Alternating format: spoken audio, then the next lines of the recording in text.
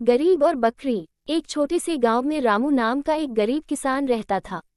उसके पास खेती करने के लिए जमीन बहुत कम थी और जो थी भी वह बंजर थी। उसकी जिंदगी का एकमात्र सहारा थी उसकी प्यारी बकरी, जिसका नाम था चंपा।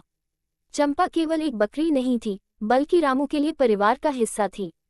वह रोज चंपा का दूध निकालकर गांव में बेचता और उसी से अपना पेट भरता। रामू का जीवन कठिनाइयों से भरा था, लेकिन वह ईमानदार और मेहनती था।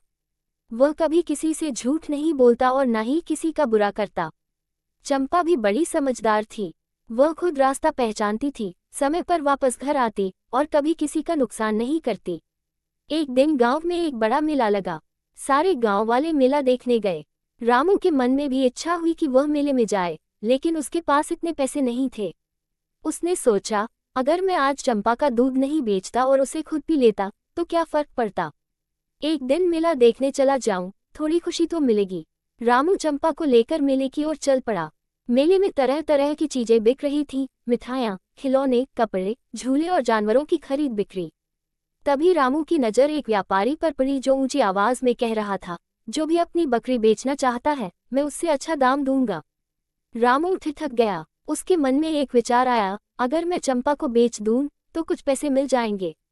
इन पैसों से मैं खाना भी खा सकूंगा, कुछ सामान भी खरीद लूंगा और कुछ दिन आराम से जी सकूंगा। लेकिन अगले ही पल उसके मन ने विरोध किया, चंपा तो मेरी साथी है। जब मेरे पास कोई नहीं था तब भी वह थी। उसका दूध पीकर ही मैंने जिंदा रहने की हिम्मत पाई। क्या मैं उसे केवल पैसों के लिए बेच दूं? रामू उलझन में था। तभी व्यापारी उसके पास आया और बोला, भाई, कितने में बेचोगे ये बकरी?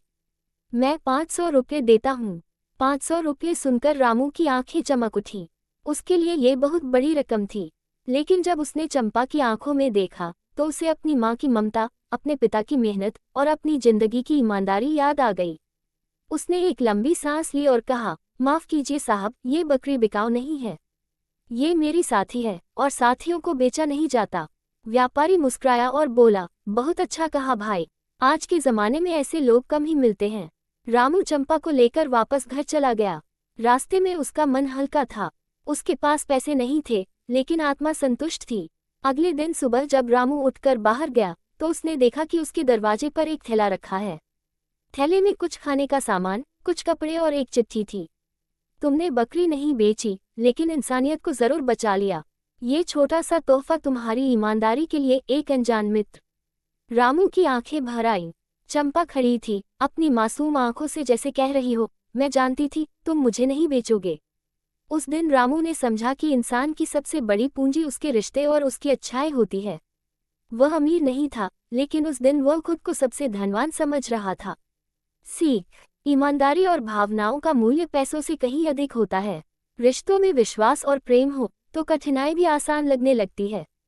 अगर आप इस कहानी को बच्चों के लिए और रोचक या चित्रों सहित बनवाना चाहते हैं तो बता देना, मैं उसे और भी रंगीन बना सकता हूँ।